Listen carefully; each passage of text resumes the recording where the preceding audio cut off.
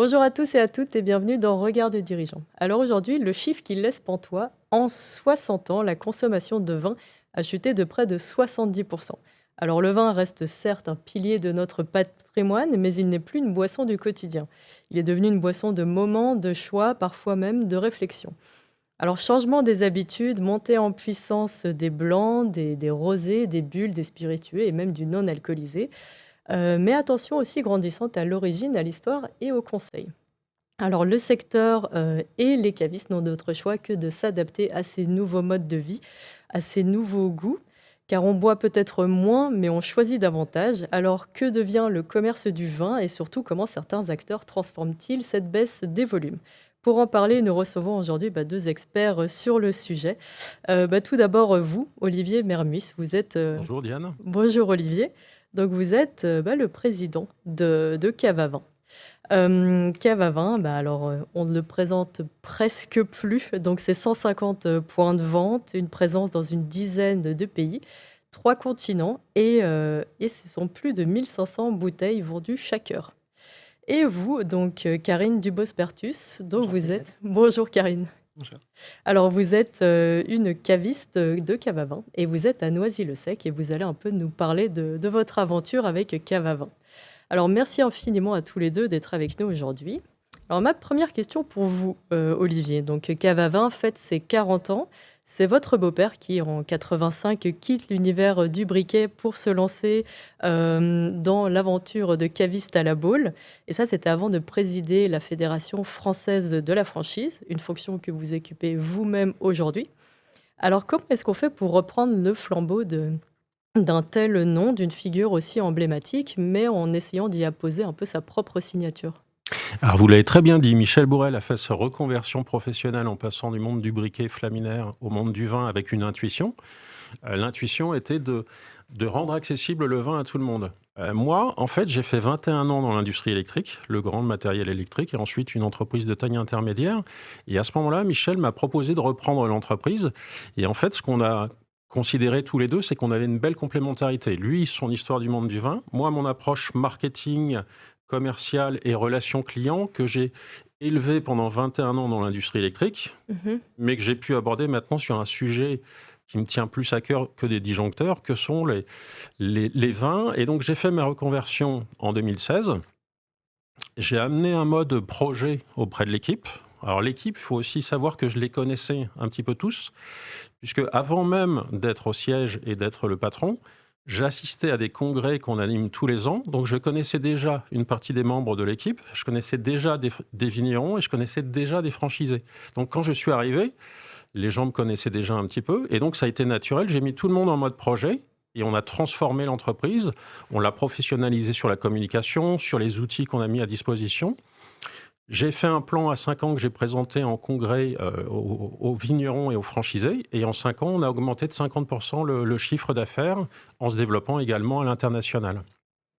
Donc, ce que j'ai amené, c'est aussi cet aspect Mmh. international, puisque dans les entreprises dans lesquelles j'étais, euh, je m'occupais aussi de filiales à l'international. Et donc, quand j'ai rejoint Cavavin, j'ai voulu le vivre de façon opérationnelle. Mmh. Donc, j'ai pris le titre au début, avant d'être directeur général. J'ai fait directeur des opérations et de l'international pour montrer l'ambition d'aller à l'international. Et quand on a fait le bilan au bout de 5 ans du plan que j'avais lancé tout de suite en arrivant, les 50% de croissance, on a eu 15% de développement à l'international, 15% de vendre mieux pour nos franchisés, nos cavistes, Mmh. et 15% d'ouverture additionnelle en France. Et donc, le fait de vivre l'international, qui est quand même plus difficile que la France, ça forge après la compréhension du marché et les idées qu'on peut prendre aussi de l'international, et ça amène le côté opérationnel pour piloter ensuite les équipes et les réorganiser et les faire travailler autrement. Ouais. Donc après Michel, Mmh. j'ai vraiment fait de l'opérationnel, du marketing et de l'international, Mmh. ce qui manquait à l'entreprise. Et alors aujourd'hui, je parlais de baisse des volumes, donc on est passé quand même de 140 litres par habitant dans les années 70 à 40 litres aujourd'hui. Alors le vin ne se boit plus à tous les repas, il est devenu un choix bien plus conscient. Est-ce que vous ressentez un peu tous les 2 pas ce désamour, mais un peu ce détachement? Il y a plusieurs choses à commenter. Culturellement, on passe plus 3 heures à table comme les Mmh. générations précédentes. Du point de vue alimentaire, on est ouvert sur la cuisine du monde. Donc on va pas avoir les mêmes accords mets et vins. Et après, les gens vont chez nos cavistes pour avoir l'histoire aussi qui va avec la bouteille. Ils veulent comprendre d'où vient le vin, donc l'approche est complètement différente et ça, tu le ressens au quotidien, j'imagine. Tout à fait, chaque, visite en cave, chaque client est une invitation au voyage. Mmh. Entre celui qui va me décrire sa recette et qui va me faire, saliver, entre l'autre qui veut, offrir une bouteille, une valeur sûre. Il cherche peut-être une marque, voilà, il faut que je le rassure avec un produit où il est sûr que ça va plaire aux clients.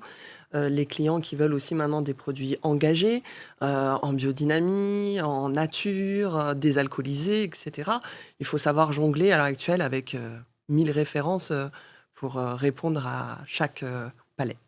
Donc vous avez l'impression d'être devenu un peu un guide pour ces nouveaux consommateurs? Tout à fait. Hmm. En fait, on est passé du vin de table que vous décrivez Mmh. d'il y a 40 ans à un vin qui va être plutôt un objet culturel. On va essayer de faire découvrir au client, et c'est lui qui va poser la question, de où vient le vin, l'histoire du vignoble, pourquoi est-ce que le vin est comme ça.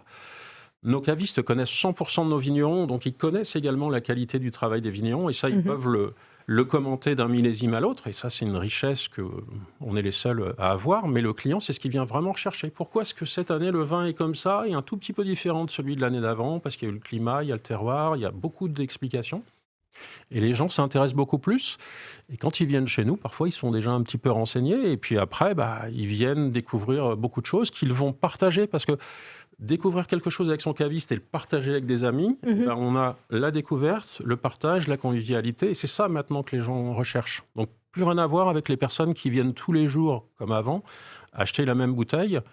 Et on a des gens qui finalement, quand ils rentrent chez nous, à part peut-être 25% qui vont savoir exactement ce qu'ils veulent, les autres, c'est un accord mets et vin et ça change tous les jours. Oui, parce que c'est vrai que vous avez cette, particularité, au sein de Cave à Vin de vraiment avoir, cette cohésion. Donc vous organisez des congrès un peu partout en France, 2 fois par an, il me semble, Mhm, c'est où ça. vous rencontrez physiquement les 300 vignerons. Donc alors peut-être surtout pour vous, Karine, est-ce que ça change un peu, votre manière de recommander, le vin? Vous qui êtes, vous avez été en contact avec les vignerons, donc est-ce que ça vient, changer quelque chose dans vos recommandations, votre manière de parler des différents vins? Bah, bien sûr, déjà, le métier de caviste, c'est un métier solitaire où la plupart du temps, on est dans sa cave tout seul. Et Mmh. quand on a des temps forts avec cave à vin, comme le congrès ou les petits congrès où on va spécialiser en alcool, déjà, on a la chance de se retrouver entre cavistes et échanger entre collègues et de rencontrer chaque vigneron qui va nous expliquer son terroir, son histoire. Et au-delà d'une dégustation basique, on retient une histoire. Et ensuite, moi, mon rôle, en fait, c'est de traduire le vin à mes clients et ce système, permet d'être le relais entre un vigneron et un client qui vient dans ma cave au même endroit.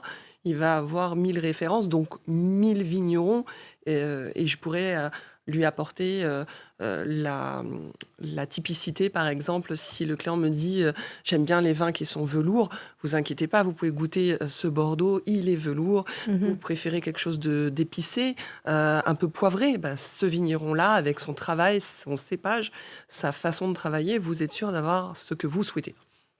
Et ce qu'il y a aussi de particulier au sein de Cave à Vin, c'est que les franchisés, ou en tout cas vous, vous avez opté pour un autre système dont on va parler, un petit peu plus tard, bah, vous avez une petite marge de manœuvre. Donc il y a en 30 des vins que vous pouvez, venir sélectionner et conseiller vous-même.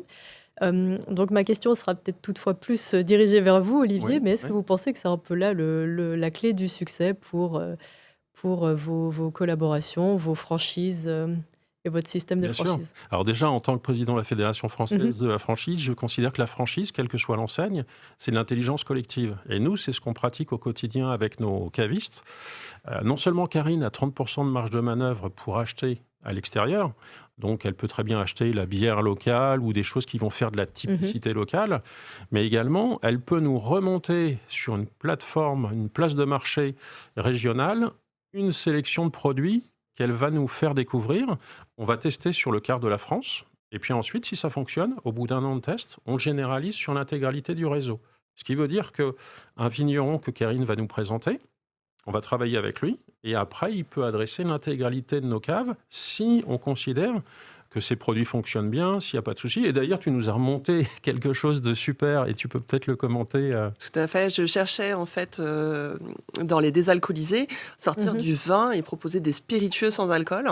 Et donc, je me suis tournée vers les acteurs qui étaient principalement sur les réseaux sociaux.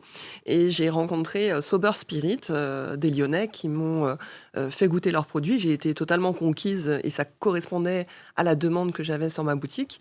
J'ai d'abord proposé ces références sur la plateforme régionale de Cave à Vin. Mhm. Et Olivier a essayé, Mhm. a vu que ça rencontrait un succès, non pas limité à ma cave, mais au réseau. Et à Mhm. l'heure actuelle, ils sont rentrés sur la plateforme nationale de Cave à Vin suite à ce partenariat à la base avec eux. Donc, moi, en tant que petite caviste, j'ai aussi contribué au Mhm. référencement chez Cave à Vin.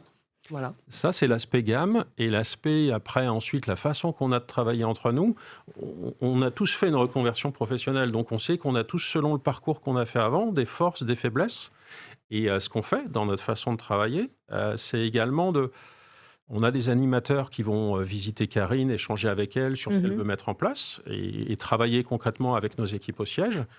Mais également, nous, ensuite, tout ça, ça fait évoluer notre manuel du savoir-faire et donc on enrichit collectivement, d'où cette intelligence collective. On enrichit l'expérience de quelqu'un en le passant à quelqu'un d'autre en échange de bonnes pratiques et ensuite Mhm. en faisant évoluer notre savoir-faire pour que tout le monde en bénéficie. Donc l'intelligence collective, c'est ça, c'est de trouver des bonnes idées, les implémenter et ensuite de les partager et ensuite de les généraliser dans le réseau. Et là, on est assez atypique, je le conçois facilement. Et pour conclure très brièvement, Karine, donc vous avez un parcours assez atypique. Vous aviez débuté dans le prêt-à-porter et après vous vous êtes un peu intéressée à ce secteur et vous avez eu comme un coup de foudre pour Cave à Vin. Mais alors que vous vous orientez vers le système de franchise, vous avez finalement opté pour le système de commission-affiliation, où en fait c'est l'ancienne qui vient porter les stocks. Donc est-ce que pour vous, ça, c'est un peu la clé qui vous a permis de rentrer dans un secteur où vous étiez certes passionné, mais ça vous a un peu mis le pied à l'étrier à l'entrepreneuriat, à ce secteur? Totalement, j'ai bénéficié de plusieurs soutiens, le premier a été, la mairie de Noisy-le-Sec. On n'avait plus de caviste depuis, 2019 et Mmh. ils ont été, assez intéressés par l'idée que je monte une cave sur la ville et ils m'ont loué un local qui a permis de m'installer, là où je voulais, c'est-à-dire dans Mmh. ma ville.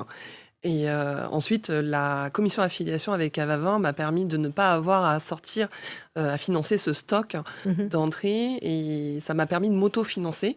Et donc à l'heure actuelle, avec ce décalage de trésorerie, puisque je ne paye, 2 semaines plus tard ce que j'ai vendu, ça m'a permis de rentabiliser rapidement ma société, heu, maintenant qui rentre dans sa quatrième année, et j'ai bien l'intention qu'elle dure encore plus longtemps. Voilà. Et ben, merci infiniment à tous les 2 pour Merci cet Diane. échange. Merci Merci, Diane. merci Karine d'être venue et merci à vous de nous avoir suivis dans cette émission. On se retrouve très bientôt pour un nouvel épisode de Regard de dirigeant. Au revoir.